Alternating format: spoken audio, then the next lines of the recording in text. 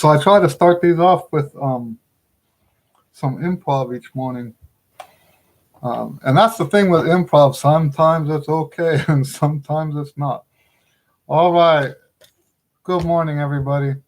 Um, all right. So let's quickly go through the news from last week. Very exciting news. The books are rolling on now. We've got books rolling uh, towards the finish line. I have just ordered the proof copy. Now, the way this works, you write the content, you do all the editing, you upload the content. They will not distribute the book until you order a physical copy and say, yes, this book is okay. Or if it's not okay, and this is, I think about half of the time, and I'm trying to get better at this, half of the time I have to send the book, get another copy, redo it because the something was wrong with it. Like, for example, I told you guys about the One Range book. The headings were on the wrong side, and that's, you have to do everything you can so that it doesn't get rejected, because if it does get rejected, you got to do the whole thing all over again, and it just takes so much time. So anyway, very exciting. We got another book in, and the next book is just following right behind it, and the next book right behind there. So we're very excited about this stuff. Another big excitement thing is students are winning. We like it when the students win, don't we? Let me explain that real quick. It's not that we don't like it when the students don't win. That's a fact of life, okay? Not winning is a fact of life. This happens, and in every walk of life. I've only heard of a few people in my lifetime, and sometimes you have to wonder how true it is, right? I've only heard of a few people that were famed for never losing, like as trumpet players, right? There's only a few people I've ever heard of that won every contest that they ever went to. The rest of us lose sometimes. That's just the way life works, okay?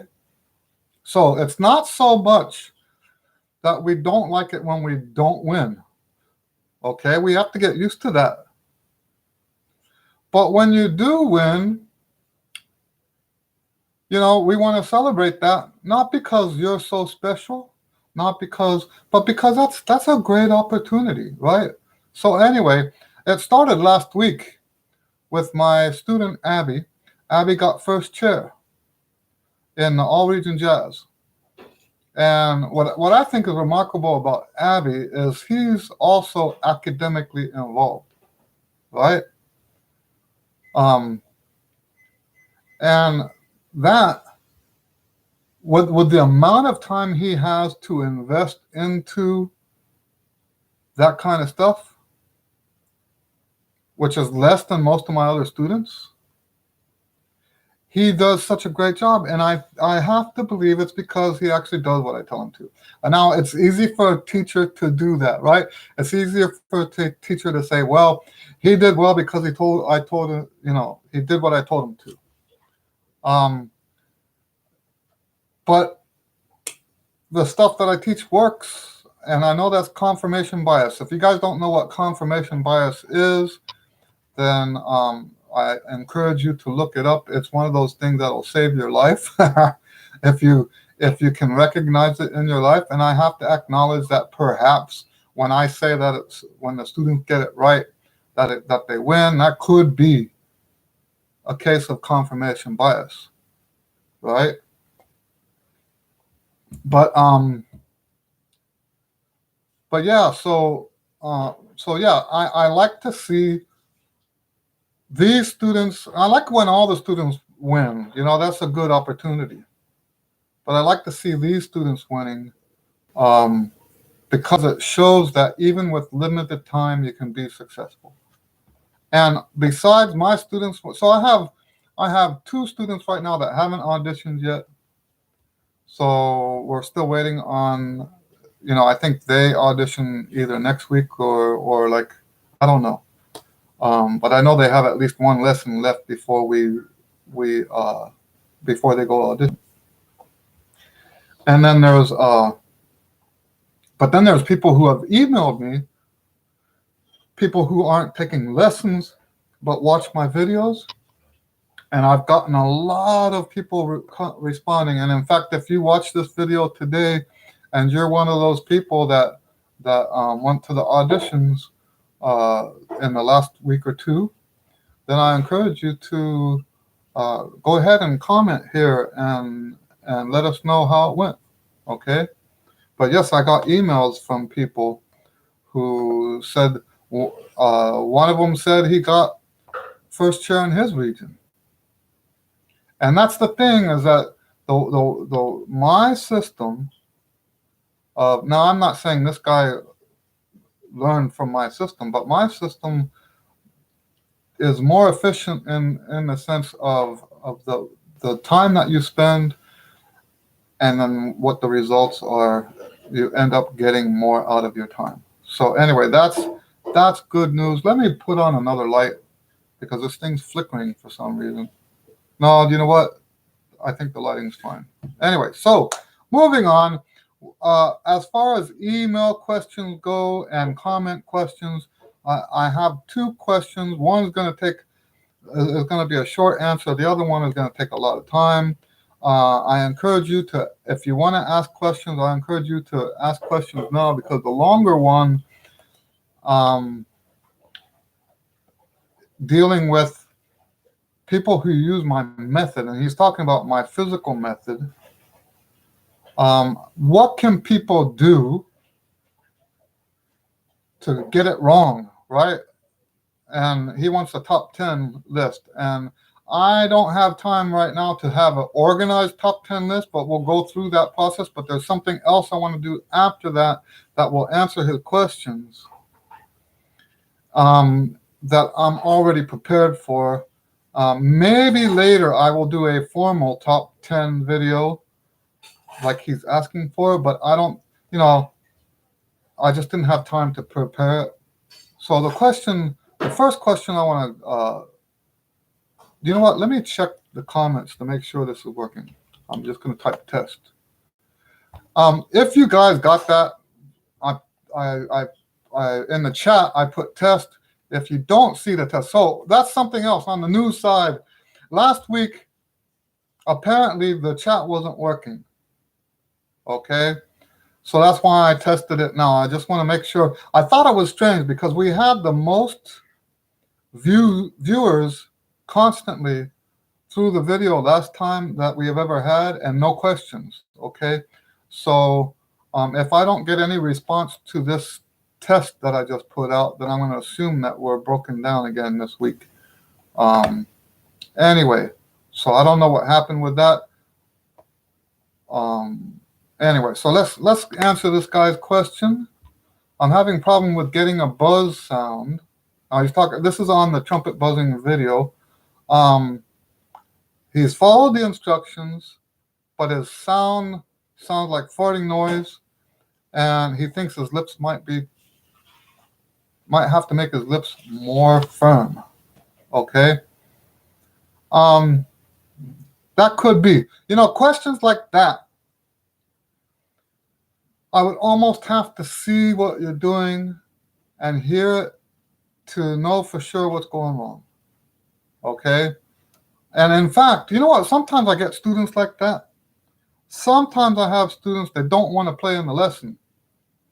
They want to talk mostly. And I don't have as much of a problem with that as maybe some other teachers would, because, the philosophies are fine. But what I've discovered is that sometimes what the student is saying doesn't actually line up with what they're doing.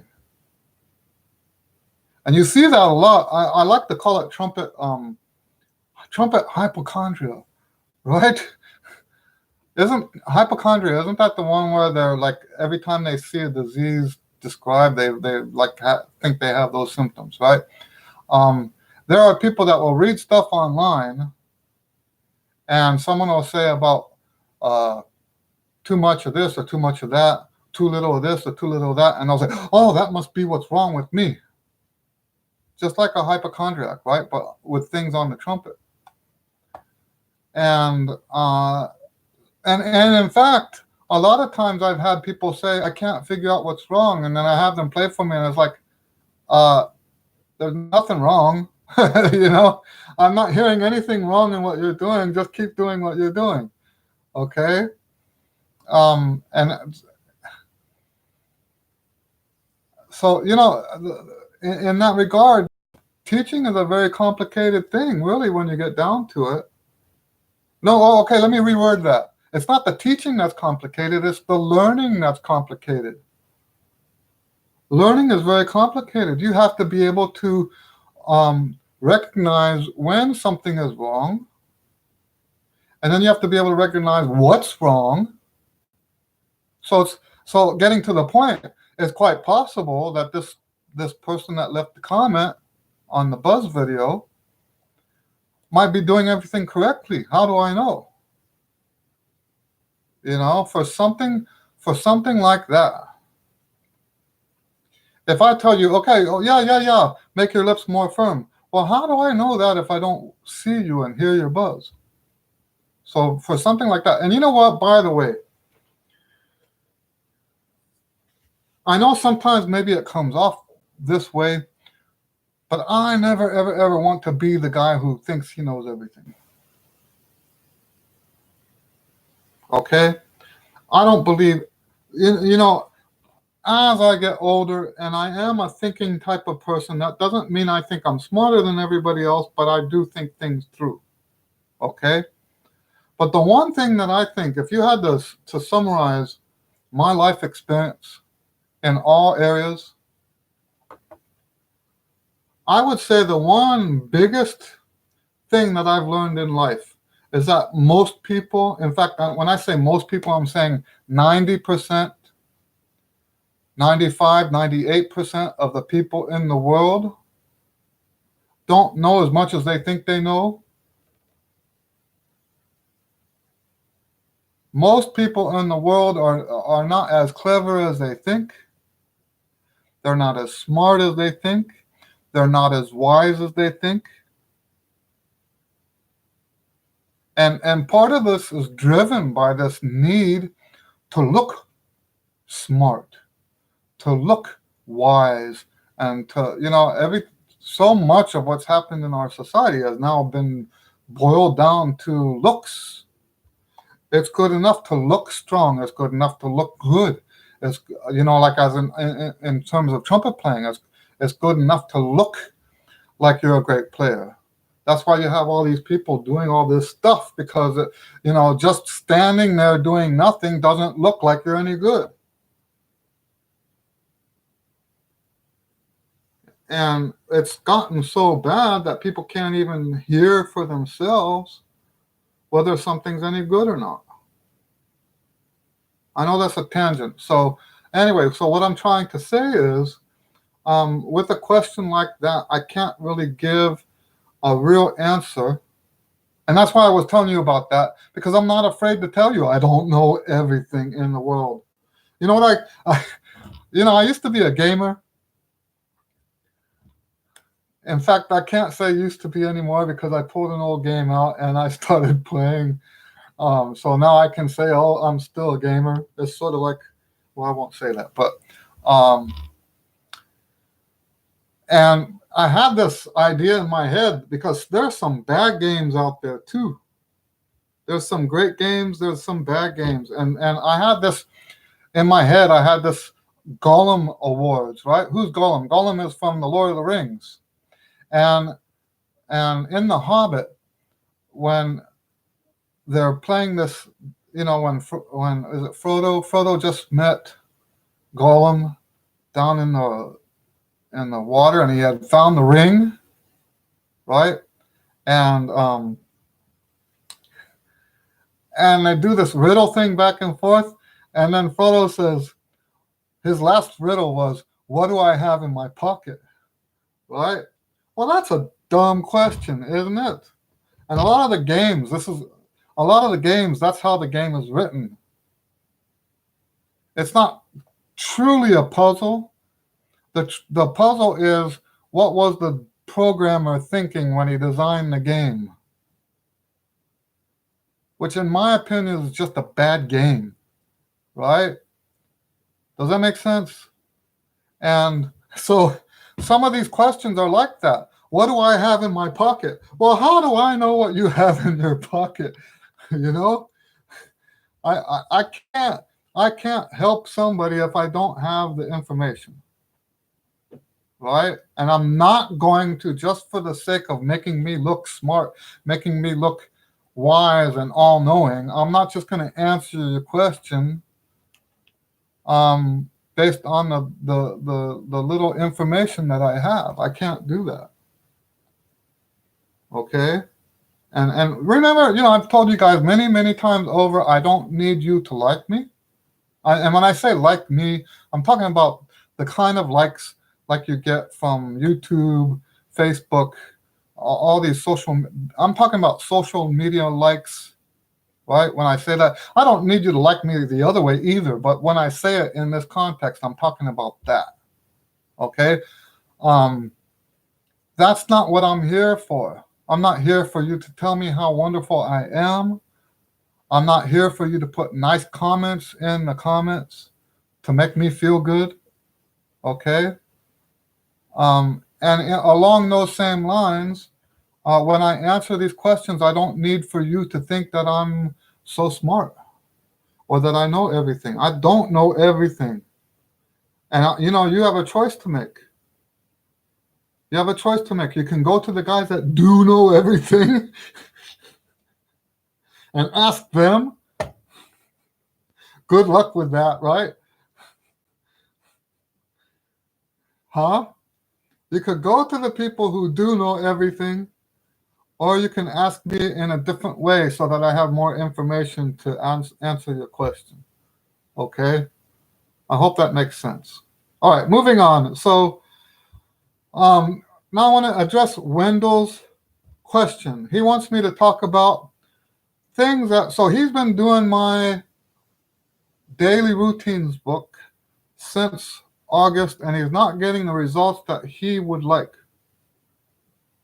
So he's asking me to give him a top 10 list of things that you could do wrong, even though you're doing my method, that would hold you back from the results that you want to get.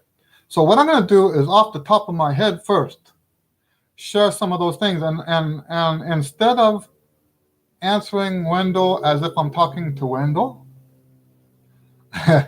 because there's some things that Wendell has already confirmed that he's doing correctly. But I want to mention some of these anyway, because, we're talking to everybody here. One of the most important things is that if you're not practicing music at least half of the time, then you are not getting the full benefit of the routine. Okay? And the reason I'm saying this is because I have seen other students do this. And in fact, it's not just my method. I don't, if someone came to me and said, Mr. Lewis, I don't want to do your method, but will you help me? I don't have a problem with that. I'm still here to help. And in fact, I've had people, not in that way, but I've had people say, no, I'm not going to do that. No, I'm not going to do that. No, I'm not going to do that. Well, I can still help those people. Okay? And so let's say you're coming to me with some other method that's supposed to be so grand and helps you be so good. By the way, this is why I don't recommend the 37 Weeks book.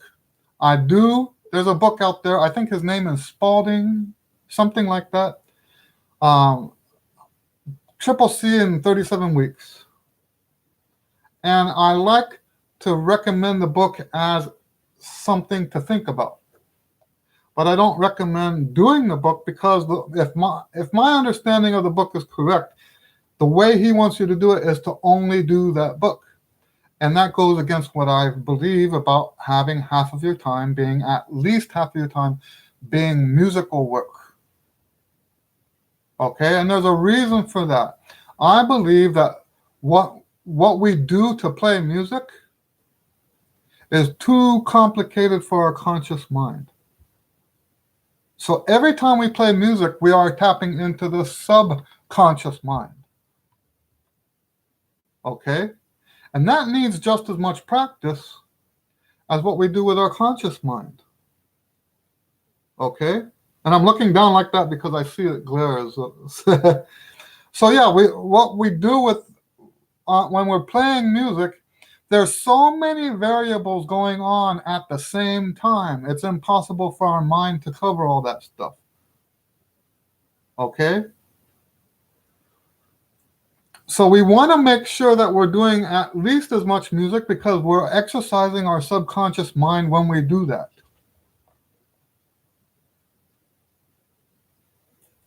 The subconscious mind is so much more powerful. Okay? So that's the biggest reason. And that's why, so etudes are okay, but that's why I prefer to do something that's actually really musical, like a solo or some ensemble music. Band stuff, maybe not. If you got a solo in band, that's different. But if you're going da da da da da da da da da da, da, right, that's not really what I'm talking about. But something that's melodic or brass quintet music is fine. Trumpet duets. Etudes are kind of okay because etudes have one foot in the music world and one foot in the technical world. They're okay. And if that's all you have is etudes to practice, etudes are okay too. But yes, that's what we want. We want to have at least half of our time is spent on music. Now, what else will mess people up? Not resting enough during the routine. So, and I'm almost certain Wendell is resting enough. I'm almost certain from the emails he sent me, I'm almost certain that he's also doing music work, unless I'm mistaken. And then, so yeah, we want to rest as much as we play. So if the exercise is 16 beats, you should rest roughly about 16 beats. I will say that I cheat it sometimes, but I don't cheat it by much. Okay? And in fact, if you include the time that it takes to turn pages and stuff like that, I don't probably cheat it all that much. I mean, maybe I don't cheat it at all when you look at it that way. You know what the exception is? And I'm going to be honest. See, I'm not afraid to admit when when I'm a hypocrite. The tonalization studies, I have a tendency to shorten that rest a little bit. I don't think with every other exercise, I'm at least real close to the 50-50 thing. But with the tonalization studies, I tend to cut that in about half for myself, just because they're so long, right? But yeah, I've seen people, they'll do the exercise, play, take the instrument off their lips, and it'll be like a 2-second rest. And then actually there's some people that won't even take the horn off the lips, even though they know they're supposed to take the horn off their lips. Okay? So another thing that can cause the method not to work is if you're trying to play it musically. Right? Let's take the Chickwit study, for example. If I play the Chickwit study with vibrato and phrasing,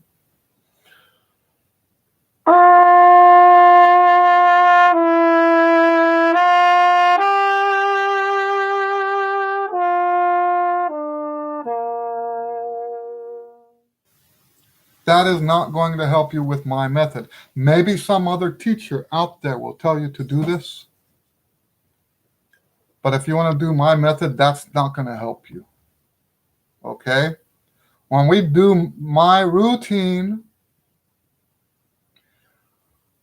By the way, the Chickwit study fits in the routine. You can substitute any long tone in my books with the Chickwit studies. I've had students do that for years and years and years. For that matter, you could substitute them with the Schlossberg.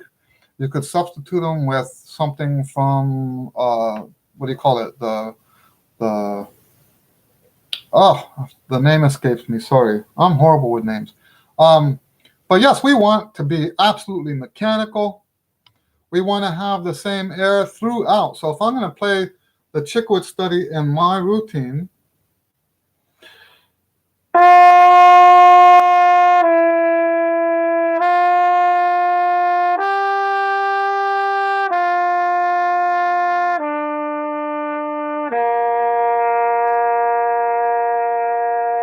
I'm playing that routine. I'm playing that long tone with the same air all the way through. It sounds like a machine.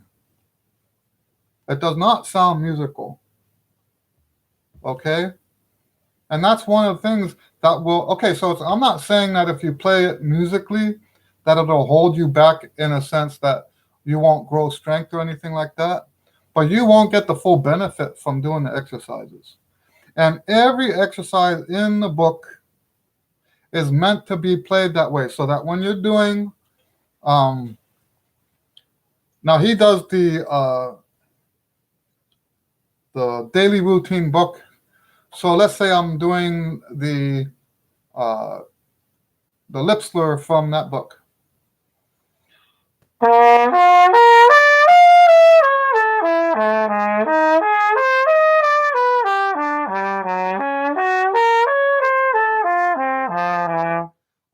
That's the same air that I had on the Chickwit study.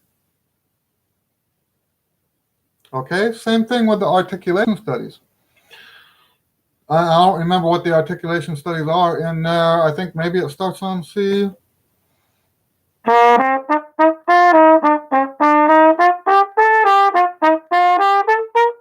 So that's the same air that I used on the long tone and on the lip slurs.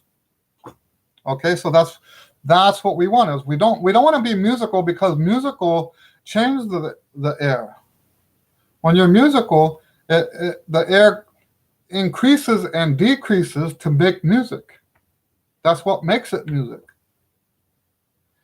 What we're doing on the routine is training our physical stuff. And by the way, we have the luxury to do that. We have the luxury to be mechanical on the routines, because over half of our time is going to be on the music.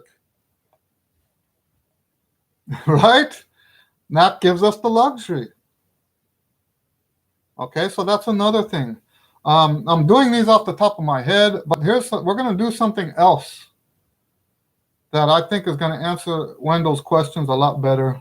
But I'm just off the top of my head talking about stuff now that will prevent you from making those results. Okay. Another thing that'll hold you back is if you're too timid on your big day or your hard day. So let's say, for example, if you stop every time the sound gets fuzzy, or because the muscles start burning, you won't make progress in terms of physical progress. You know what? While we're talking about that, let me tell you about something I'm going through right now, and I don't mind, because this is a interesting time in my career right now. Okay, because since the first of the year, let me see, 30, yeah, since the first of the year, I've lost over 40 pounds, and so obviously my blood pressure has my blood pressure is down from what it was, and so I don't know which of those two it is. I don't know if it's because of my weight loss or it's because of my blood pressure coming down, but I've lost endurance. How am I describing this? And when I say I lost endurance, I'm not just talking about my chops. I make myself stand up to practice because it's just too lazy to sit down. And I'm not telling everybody else that that's what they have to do. This is how I approach it, right? I'd rather stand up and then sit down on the gig if it's a sit down gig, you know. But when I'm lately in the last 3, 4, or 5 weeks, the weakness in my muscles has been so severe that I can barely stand erect when I'm practicing, you know? And you know what? I'm laughing, right? Why am I laughing? Because I know this is not the end of the world, okay? I make myself stand up because regardless of what the reason is why I'm so weak, regardless of what the reason is, I know that the way to get through this is to train exactly the same way that I trained when I got the chops that I had in the first place. But I can tell the range is a little bit more difficult for me. You guys saw some of this. I demonstrated some range a few weeks ago on one of these chats, and it was not at the quality that I'm used to, and I thought maybe it's because it's so early in the morning, but no, it turns out my range is actually suffering for the first time in like 25 years, almost 30 years. And what am I doing about it? So one of the things that I do, I have I guess you could call it a recital coming up. It's a trio recital. We're playing some of my trios, and then I get to play 2 solos. And so I'm preparing for that. And part of my preparation process is to play my solo. And the one that I practiced yesterday is an unaccompanied solo. And you know what that means, right? Is you're playing the horns on your chops the whole way. And what I decided, so I call it the 50 times thing. I have to come up with a better name for it, but you basically play your piece 50 times through from beginning to end without stops. It's like a mock performance. Beginning to end, don't stop. 50 times. Now, because I have so many pieces to do between now and this recital, I'm making it 20 times. And I'm confronting. I did those 20 times in 1 hour yesterday. And I'm confronting in the process, I'm confronting this fatigue that I've got. Fatigue in my chops, fatigue in my back muscles, even fatigue here, just trying to hold the horn up. And I'm pushing through that because I know that's the only way to get the strength. Now today, because I pushed through it yesterday, today I'm taking time off to let the muscles recoup. Okay, but I'm going to tell you, yesterday was painful. Not painful. Okay, so let's talk about that. There's 2 different kinds of pain. There's the pain that you get from pinching your lips too hard with too much pressure. And then there's the muscle pain that you get because the muscles just can't hold that long without cramping or whatever, right? So the pain I'm talking about from yesterday was the cramping type of pain, the kind of pain that you get when you've held the muscle in position for too long. Okay? And I started getting pain, that kind of muscle pain, 5 minutes into it. And I still had 55 minutes to go. And yes, the last 3 repetitions sounded awful. Now, I know that there's a lot of teachers out there will tell you not to do what I did. There's a lot of teachers that believe in the whole concept of if you play tired, you're going to sound tired when you're not tired. They believe that. I disagree with that. Okay? I disagree with that. I believe there are some times when it's appropriate to go that far. So yes, and you know what? This advice contradicts the earlier advice, right? So I said sometimes people don't make progress because they don't rest enough. And then now I'm saying sometimes people don't make progress because they don't push hard enough. But you know, the resting kind of gives you, I'm using that word again, right? The resting gives you the luxury to push on the days when you do need to push. Okay? And I just don't think sometimes people understand just how far you can push yourself as long as you're not using pressure to get the notes. Okay?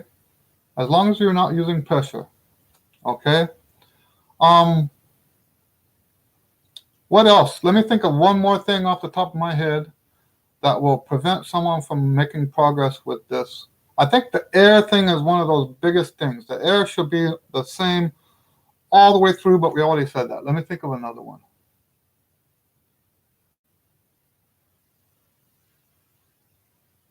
Okay, I can't think of off the top of my head. So let's go. I'm going to do a quick search on my.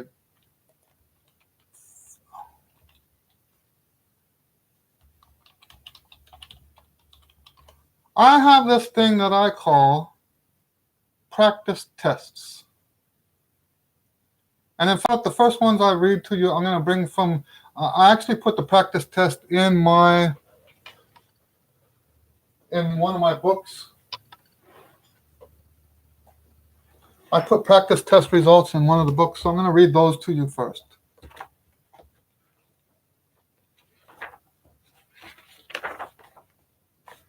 This is Appendix C in my Trumpet Chops book. The Trumpet Chops book is just like the Daily Routines book, except that it's just one routine. It's like doing group 5 in the Daily Routines. So all the exercises go up to high C.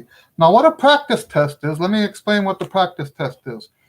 And I first started doing this with the routine for exactly the same reason as what Wendell is asking about this top 10 list, right? I could tell. So I asked the students, and you know what, by the way, when the students tell me an answer to my question, I always assume they're telling the truth. If they lie to me about when they answer the question, if they lie to me, that's on them, not on me. Okay? And here's the problem, is if I assume you're lying, then I might miss something. Because it is possible for you to do my book, or do my method, or do what it is that I teach, and still not make the progress. Okay? You know, the more organized I get as a teacher, you know, if you're not organized, if the teacher is not organized, it's much easier for the teacher to say, well, the reason you're not, it's that same confirmation bias I was talking about earlier, right? It's real easy for a teacher to say, well, the reason you're not progressing is because you're not doing my method. And when the student says, but I am doing your method, you say, you liar. They don't say it to your face, but that's what they think, right? You liar. Instead of doing that, because I'm so organized, right, in the way I teach, I can assume that you're telling the truth and say, let's take a look at this and see why you're doing all this stuff and still not making progress. So I'm just a little bit ahead of you, Wendell, right? Because there were people doing the books and not making progress. So I started this thing that I call practice tests, because I have a tendency to talk too much in the lessons. With the practice test, I let the students practice in front of me for about 15 minutes. If it's the routine, I want them to do the whole routine in the lesson. And it started off with the routine. The practice test started with the routine, okay? But the whole idea is for me to keep my mouth shut. I open my laptop, I put it on my lap, and I write comments while you play. And I tell the students before they start, make sure that the way you do it right now is exactly the way you're doing it at home, so that I can see if there's something you're doing wrong. So that's what a practice test is. Now, the practice tests are actually available to you. You can practice something, make a video of yourself, post it unlisted on YouTube if you don't want people to see it. Post it as an unlisted video and send me the link. And I'll charge you according to how much time it took for me to watch the video, because I actually type while I'm watching. Okay? And so like if you do for a whole hour, right? Now that would be kind of rough, but and I will charge like in, so like I guess a half hour. I don't remember the prices, but yes, this is something I do offer as a service. You can make a video of yourself practicing, send it to me, and while I'm watching, I will type comments that I'll send to you after the video is done. Okay, so anyways, I'm going to read for you 2 different students that did the practice test of, before the book was done. I sent the book to 2 people. I won't tell you who they are. And did practice tests with them. They sent me recordings. Well, actually, one of them was someone that was here in the house. But yes, we did practice tests, and I'm going to tell you what's on the practice test. Number 1, don't skip the air exercise. People have, and I'm guilty too. I do this sometimes too, but it's not good. Before you do the lip buzz, you need to do an air exercise. And remember that air is exhale, not inhale. We're not doing breathing exercises. We're doing air exercise. And the one I like to do is just blowing into my fist. You can look that up online because I do have a video about that. Okay, now the lip buzz. Try to do the whole exercise in one breath. Okay? A lot of times people will do like, you'll take a shallow breath and then cut the lip buzz into 2 breaths, and that's not necessary, and I don't think that can help. Okay? You're actually resting too much between exercises. So that's somebody, right? That's actually doing it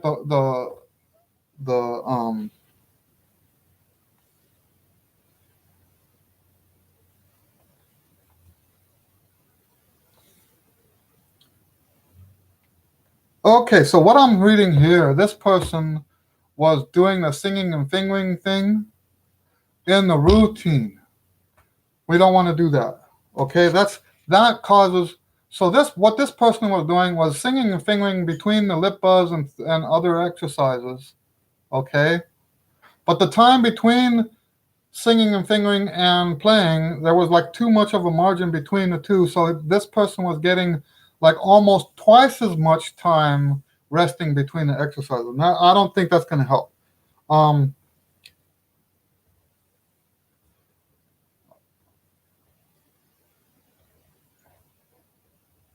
So once again, this person is the breathing. Okay, mouthpiece placement, exercise, they got right. Mouthpiece buzzing, exercise. Strive to do the exercise in one breath. Okay, so this person was having a lot of trouble with the breathing.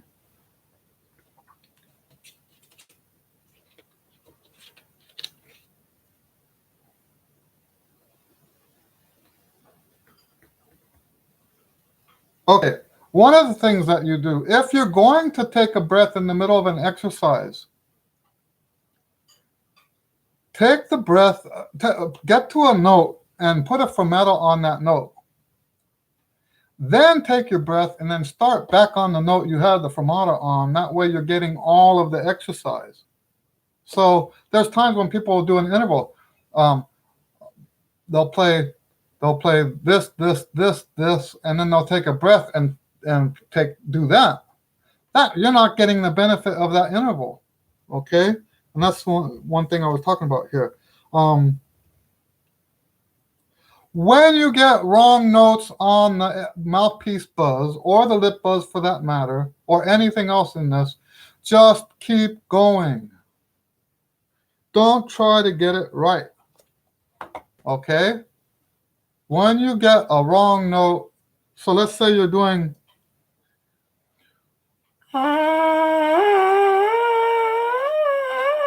right, you get that top note wrong. Don't start over. Don't try to get it right. Just keep going. So it could be, let's say you have something that's supposed to be like C, E, G, A, G, E, C, and it comes out like this.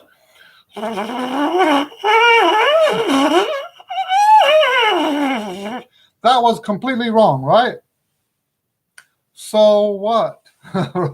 Yes, we want to strive to make it better over the long term. But right now, you just get that one chance.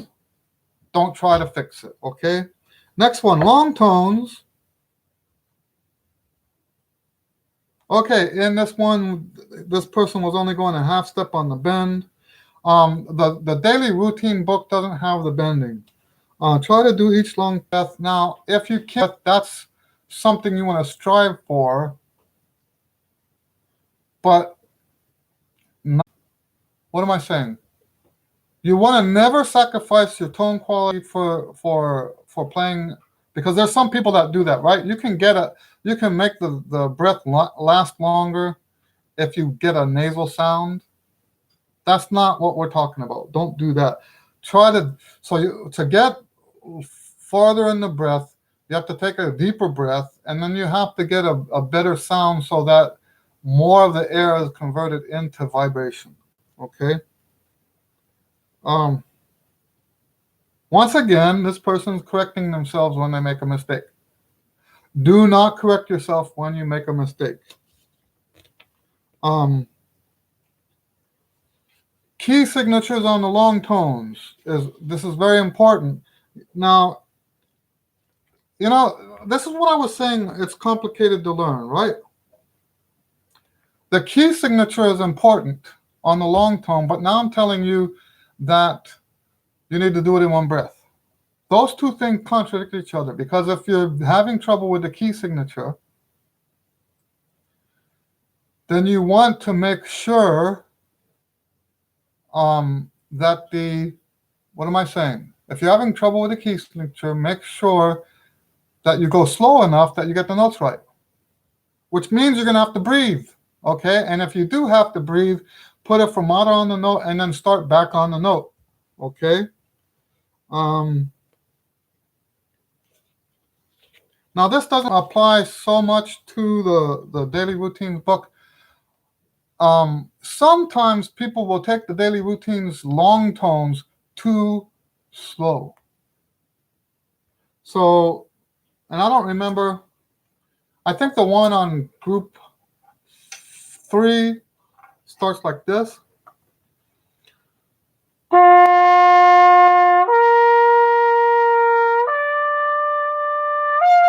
Right? It goes up like that, I think. If you play that too slow and you end up out of air, like, let me give you an example of what's too slow.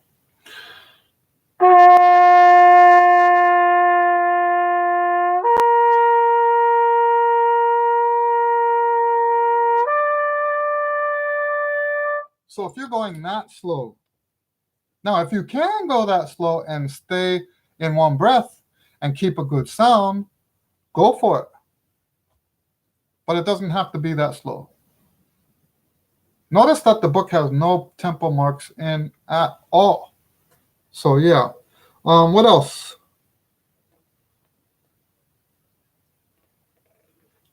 If you have stuff that's just completely falling apart in the routine, don't practice it during the routine. But if you think it needs work, practice it later in the day. You can go back to it later. Just don't mess up the routine during the routine, okay?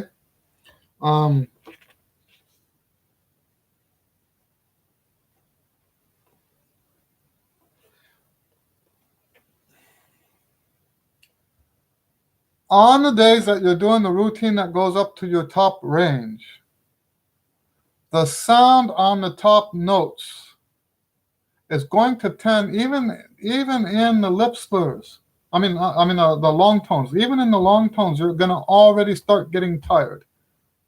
And the way you know you're tired is because the tone starts getting thin, and there'll be this like tendency to drop the note, right? You're trying to hold it up and it like pulls down because you don't have the strength to hold the embouchure into that position.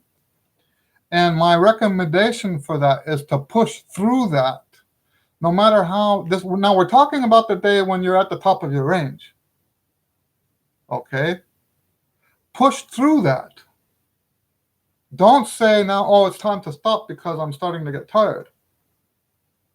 Push through that. No matter how thin it gets, no matter how many times you drop the note. You push through that on that day. Don't do that on the other days.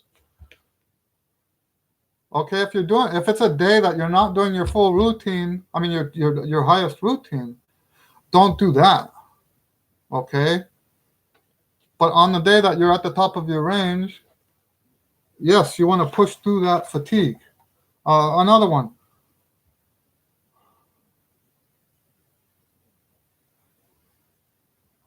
Okay.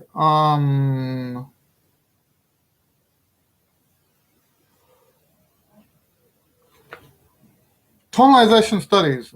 So I'm just reading the ones that apply to the daily routines.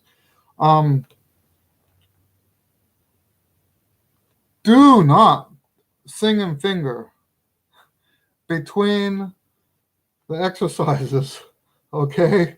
With the daily routines, with the tonalization studies, it's just going to take forever to get it done that way. As you get through the tonalization studies, the fatigue is going to set in even more. And once again, we want to push through that. Now, don't get me wrong what I'm saying here. I am not saying it's okay to sound bad. It's never okay to sound bad. Let that sink in, everybody. Okay? It's never okay to sound bad. That doesn't mean that we always sound good. Does that make sense? It's what are we striving for? So when you are experiencing fatigue, let's say in this case on the tonalization studies, and you know why I say that? There's a great analogy. I do a little bit of running, and I remember when I first started hitting the major fatigue on the runs, and I would get so tired that I couldn't stay in proper form. And does that mean that at this point it's okay to not stay in proper form? No, that's not okay. And you go to that posture as much as you can, and then you push on, staying in that posture. But then you realize after like another 20 yards that you're back down to this again, right? It's that we're striving for that posture, but the fatigue is kicking in, and it's just so hard to hold yourself up. Just like what I was saying earlier about practicing standing up right now that I've lost the weight. Okay? You make yourself push through that fatigue so that later you do have that you're striving for. Now, if you don't strive for it, you won't get it. And that's something I have seen on these. So we're talking about losing tone quality because you're fatigued on the stuff like in this case, the tonalization studies. If you have the attitude that says, well, it's okay because I'm tired, then you're and you know what? That's not a procedural thing. That's an attitude thing. And that I can only say, getting someone to fix it is in their heart and their head. Okay, it's not procedural. So it's, and you know what? It's almost torture because we hate how that sounds, right? We hate that. We can't tolerate it. And yet we're forcing ourselves to do it anyway. 1 or 2 days a week, right? Let me answer this question real quick before we come back to this. How many hours do I practice daily? It changes every day. That's my system. I know there are a lot of people that say practice the same every day, exactly the same every day for the sake of consistency. And I don't believe that. I don't agree with that. So for me, my system is set up to where I practice different amounts on different days. I try to practice more on some days. So I will practice as much as, now I haven't done 8 hours in one day in a long, long, long time, like years. Okay. I think the max you can practice in one day is 8 hours. I've done a lot of that in the past. Right now in my life, I have too much going on for that. Okay. Nowadays, the most I'll get in one day is about 4 or 5 hours in one day. Now, remember, if you're new to my channel, I do believe in this alternation between resting and practicing. So what I'll do is I'll do an hour in the morning, then I'll rest an hour, then I'll do a half hour, and I'll rest a half hour, then 15-minute intervals for the rest of the day. Okay. Now, on the days that I'm not doing that, I will rest. I will practice as little as just a half hour. Okay, so we're having days where I'm at as much as 8 hours. Normally today, closer to 4 or 5 hours. And then the next day, I'll be like just 30 minutes or an hour. Okay, so I hope that answers the question. Those are the numbers that I'm looking at. Now, my students, this student that I just told you guys that made first chair, I don't think he practices more than 30 minutes a day. On some occasions, he might practice an hour or two, but that's not his regular practice. Okay, his regular practice is more like 15 to 30 minutes a day, sometimes 20 minutes. And he got first chair. Okay, so I don't think how much you practice. By the way, I teach this thing that I call the art of accumulative practice. And I think with that philosophy, what I'm saying works. With the other traditional way of practicing, what I'm teaching doesn't actually work very well. I think you can actually fall apart. Your whole playing will fall apart if you're not into the accumulative stuff. Okay? So let me get back to this now.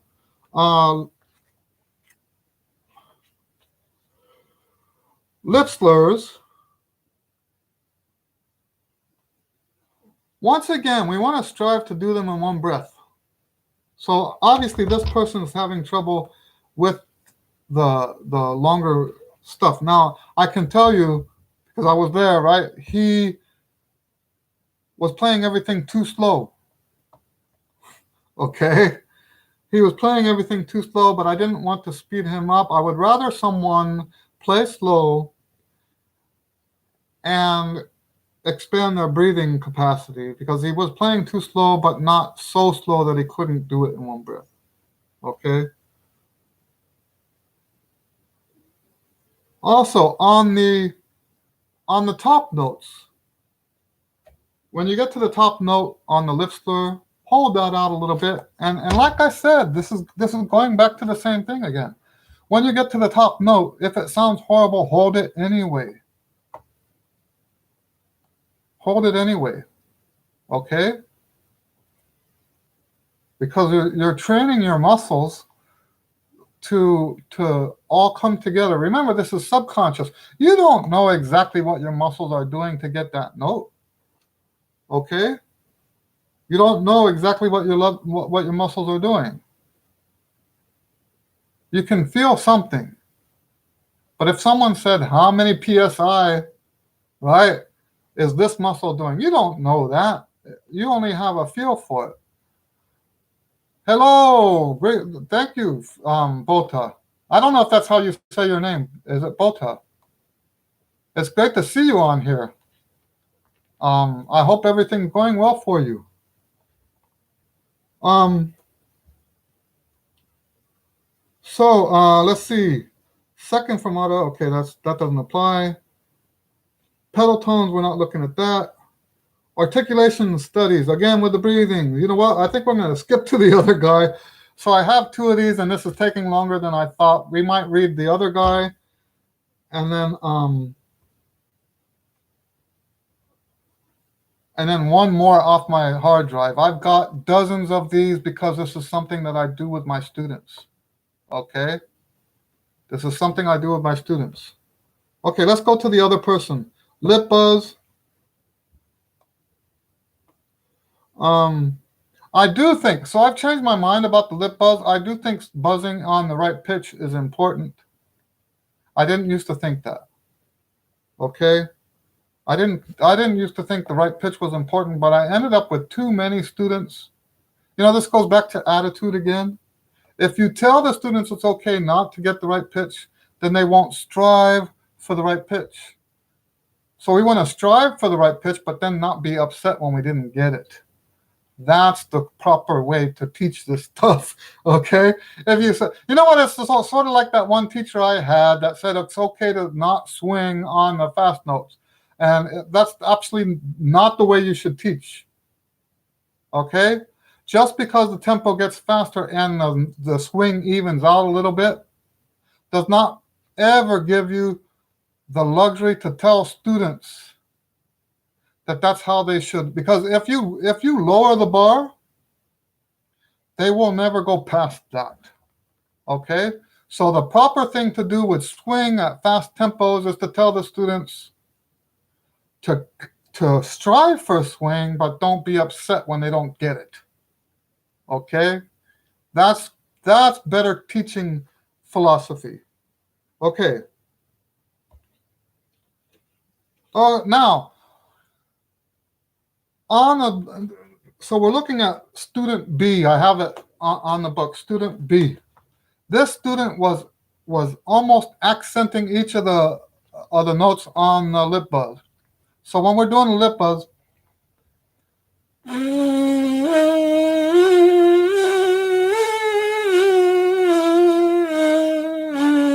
now I overdid that. I over-exaggerated it so you could hear it. Did you hear a puff of air on each note? We don't want that. Okay? We want the same air all the way through, and all that changes is the lips go to that new position. Okay?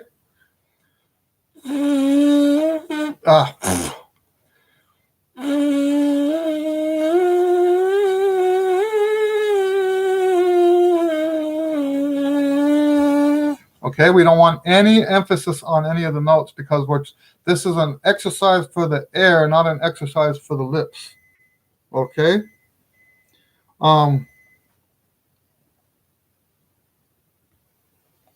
Once again, the breathing thing, right? We want to get through the whole one with one breath.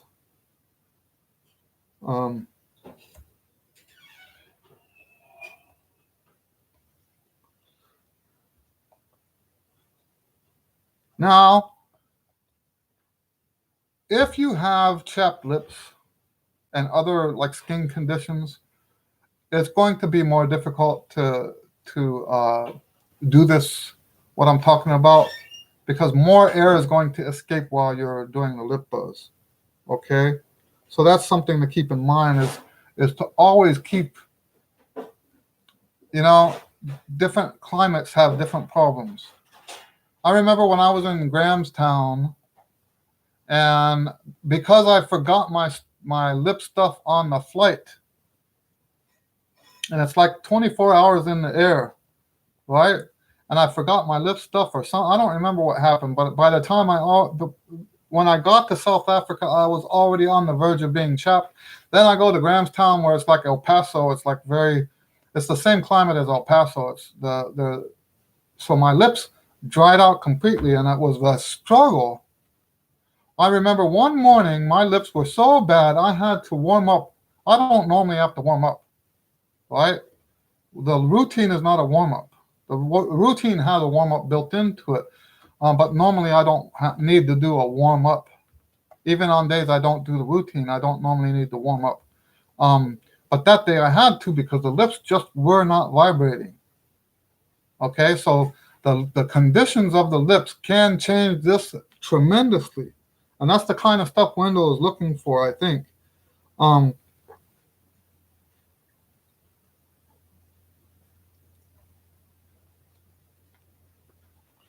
So some of the lip buzz exercises can be very challenging, musically speaking, with a lot of intervals and stuff like that. If you don't get the intervals, remember that's an air exercise first. The priority is always on the air. The whole daily routine book, the priority is always on the air. So if you have the daily routine, if you have the lip buzz,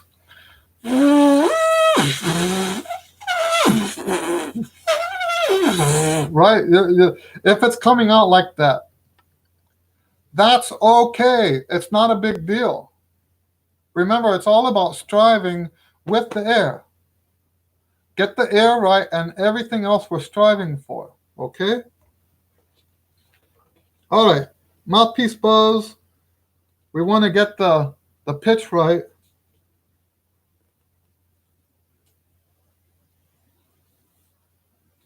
Once again, keep the accents out of it. And that's true for the lip buzz, for the mouthpiece buzz, and for the long tones. Now, Wendell is looking for something that might cause someone not to progress. The accents aren't going to cause you to not progress, but it's an indication that the air is not right. Okay?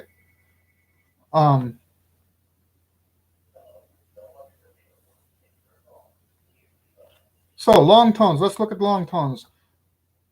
Key signatures.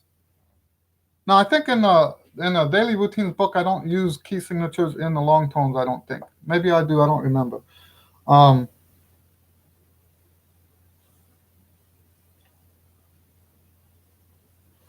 Once again, if you get wrong notes, keep going. Fix it later. Okay, next one. Tonalization studies. Don't fuss about accuracy.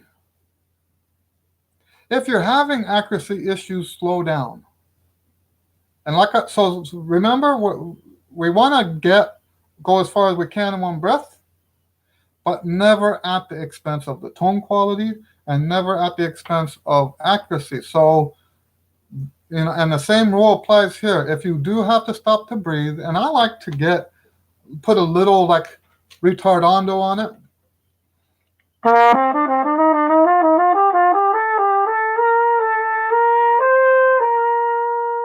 Then take your breath.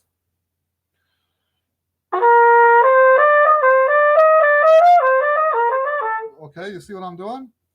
I put a retardando, I came to a fermata, I took a breath, then I went back to the note I stopped on and finished it up.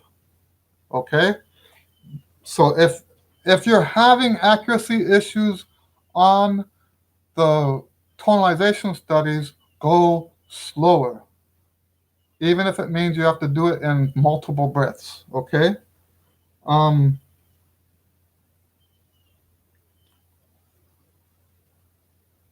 So it's easy with the tonalization studies to not rest enough between them because they are so long and boring, right?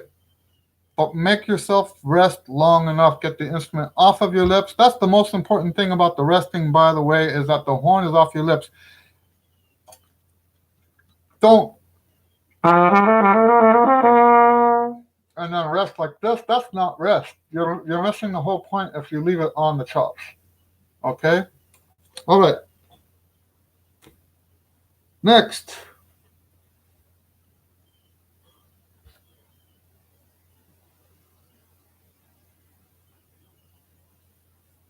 Um, don't drill the exercises. I know that keeps coming up. Don't drill the exercises. Don't use your routine time to fix the exercises. If there's something that's so awfully bad that you absolutely must practice it later, not during the routine. Okay, lip slurs. Now here's the thing with the lip slurs, when you're doing the lip slurs, if you're going to, because we're going to assume, right? We're going to assume that when you're doing the lip slurs that you have not mastered them yet. It takes months to master the lip slurs. But if you're going to make the air top priority, then they are going to sound awful. I like to joke with my students. I tell them one of these days I'm going to turn the microphone on and record this stuff and sell it to the horror film industry. Okay? That's how awful it sounds. It sounds like you're slaughtering an animal or something. Okay? That's how bad the lip slurs sound when you do them correctly and you haven't mastered them yet. So, like, and I can only imitate it. Right?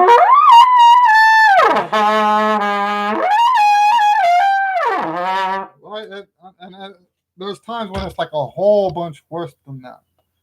But it sounds that bad because they're pushing the air through it. That's why it sounds bad like that, is because they've prioritized the air. So it's going to sound bad. Okay? And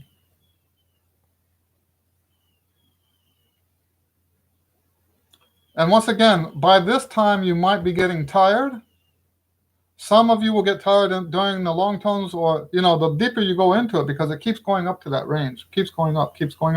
That's the concept of the book, right? And you're going to get tired. If you're tired on the lip slurs, and let's say you're doing the lip slur and you just can't get up to that top note, push through it. It doesn't matter that you didn't get the top note. Push through it. Get the fatigue going up in your lips, okay? Pedal tones, we don't talk about pedal tones in the daily routines, okay? Articulation studies, we don't want accents anymore, right? This is not a stylistic thing. Don't be stylistic on the articulation studies. We want the air to be the same all the way through. And when you put style into something, you're adding something extra besides just the air. We just want it to be mechanical, the tongue just hitting that spot, and the air doing what the air is supposed to do. Okay, same air all the way through. And that's one thing that I do for the students. I'll do that hissing sound, right? And I'll tongue for them.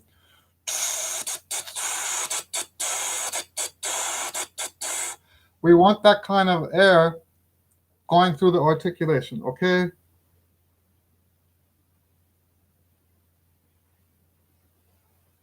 And same thing with the stylized staccato. We don't want stylized staccato, because what you do to get stylized staccato is to manipulate the air. Leave the air alone, okay?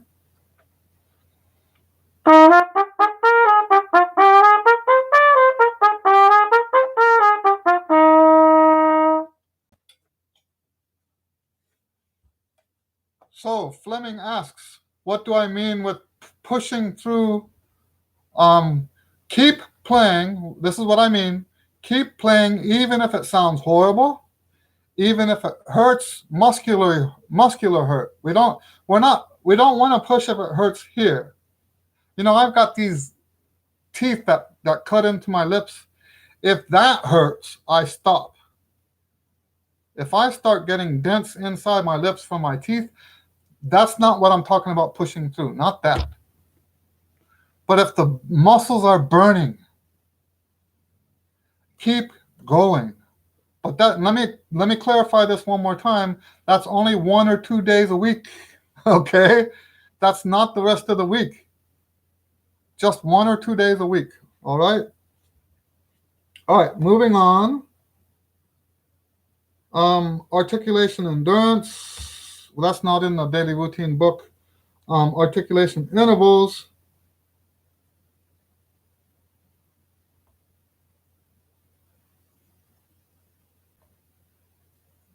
Don't stylize the intervals, okay?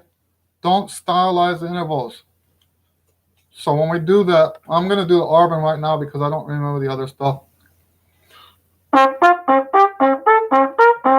Right? We want like that. We don't want talk, talk, talk, talk, talk, talk. We don't want it to be musical. Okay? Don't make it musical. Use the same air as what we've been talking about all this time.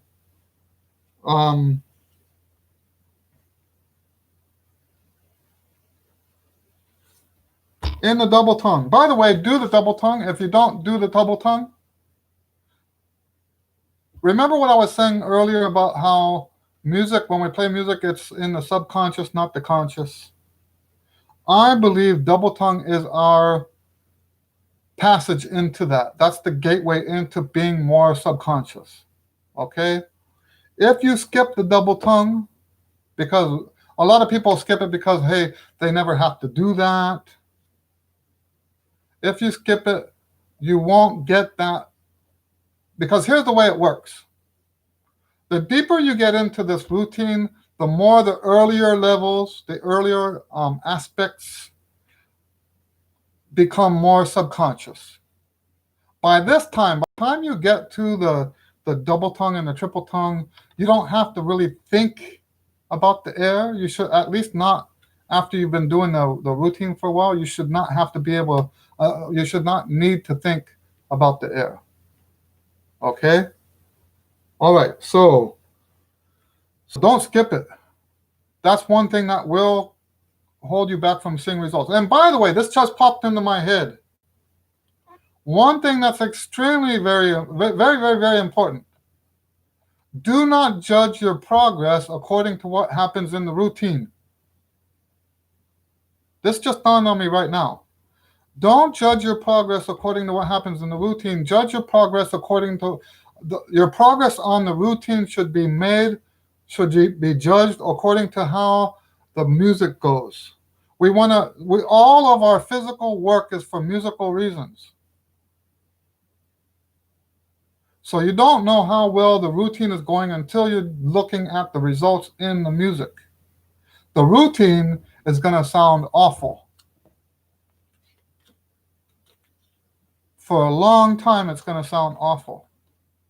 It's going to hurt. It's going to sound awful. But you do your routine, you take a break, you go and play some music. How is the routine changing the way you play your music? That's the question. That's the question. Not how well, and I've been very outspoken about this for many years.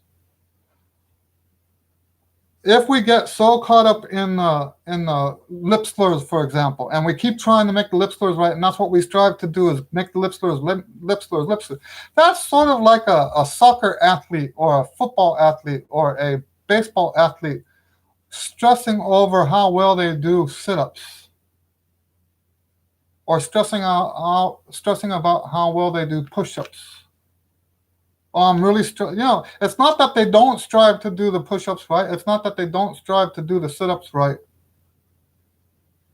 But they're not saying, I'm not going to be a good athlete because I got my sit-ups wrong. And it's the same thing for us, right?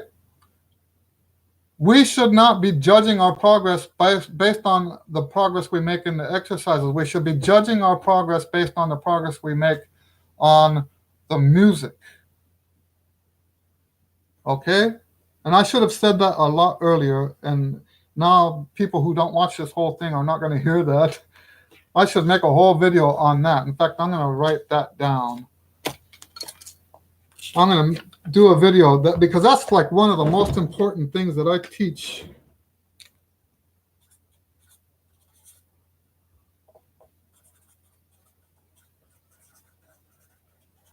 That's probably one of the most important things that I teach. Don't use your progress on the book as a guide for how well you're doing. Okay? Anyway, double tongue,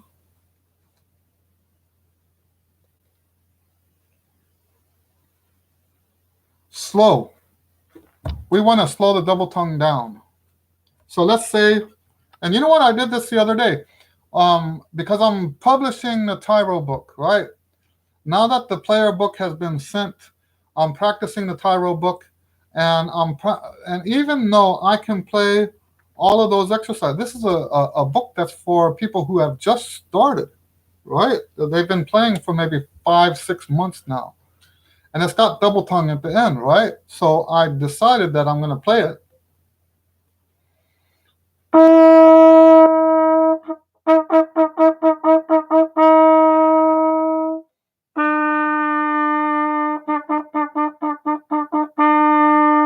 You know that I believe that playing double tongue exercises that slow is actually more beneficial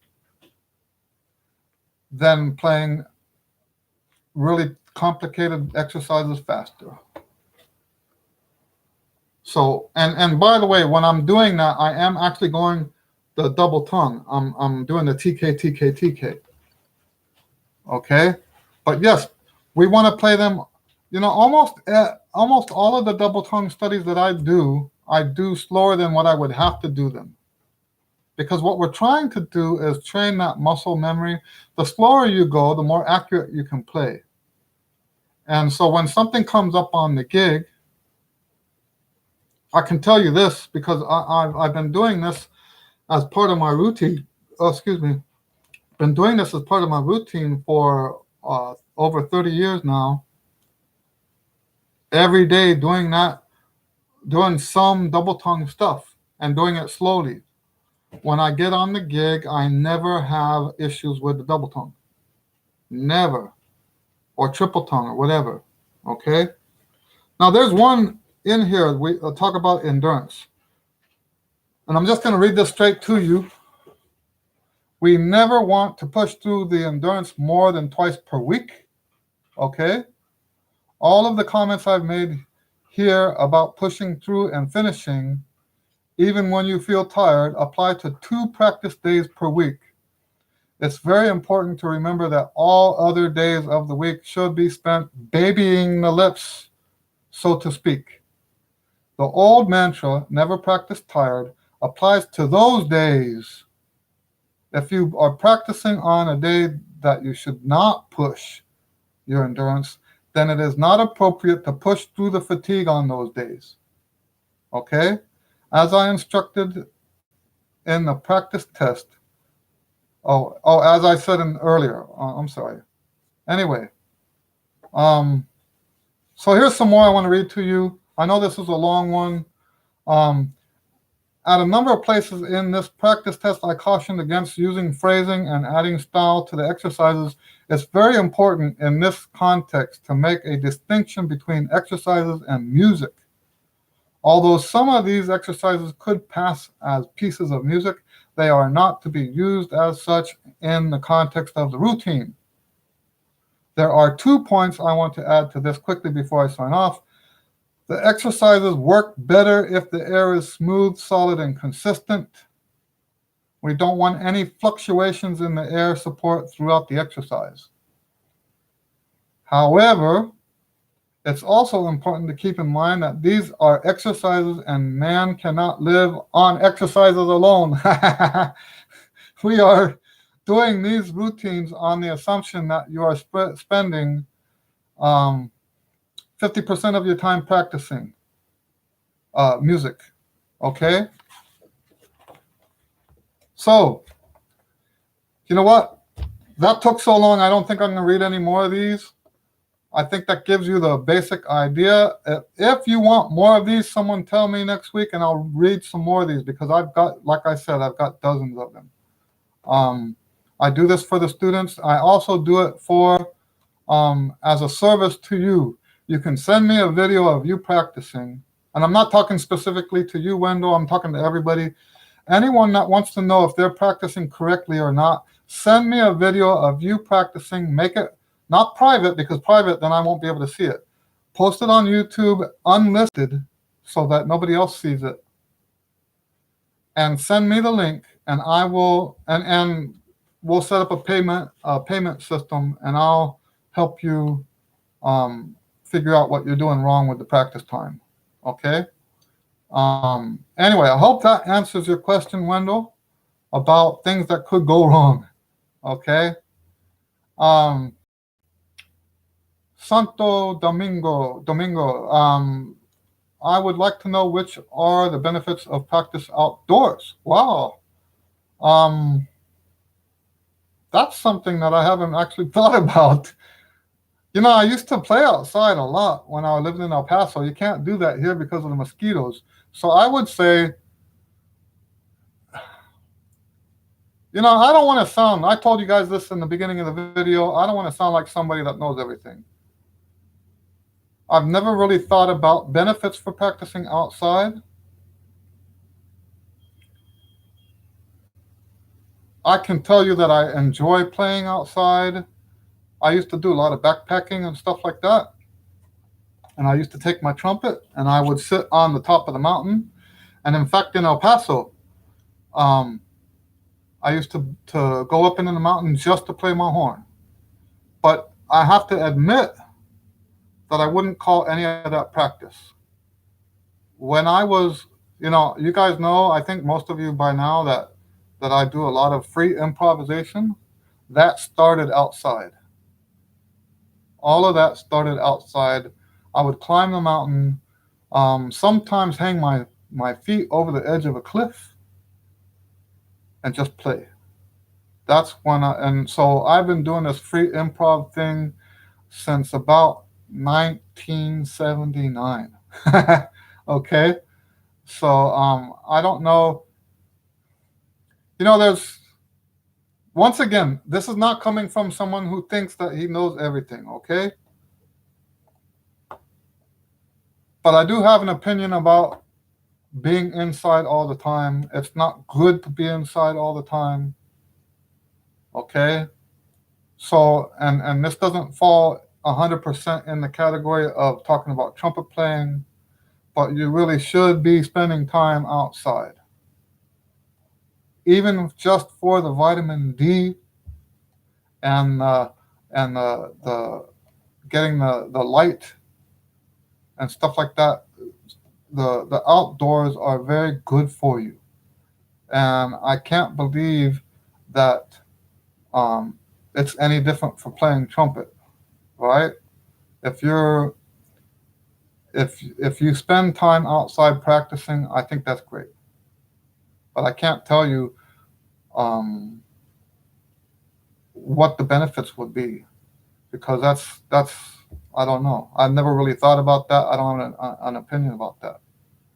But I think it's a great thing. Okay? I can't practice outside here because I would get, the police would come by and have me arrested or something. I would love, oh, how much would I love to live in a small town again?